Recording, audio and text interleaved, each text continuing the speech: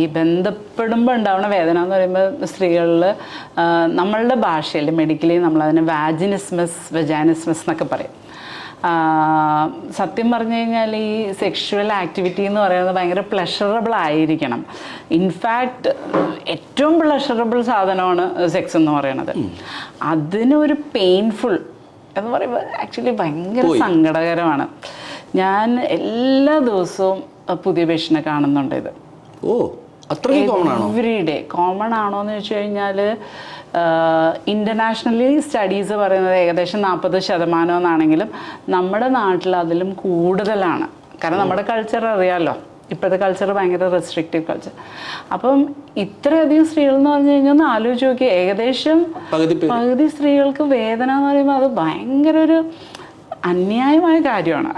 വളരെ കഷ്ടമാണ്. പിന്നെ അതിൻ്റെ കാരണങ്ങൾ നോക്കിക്കഴിഞ്ഞാൽ നമുക്കിങ്ങനെ പല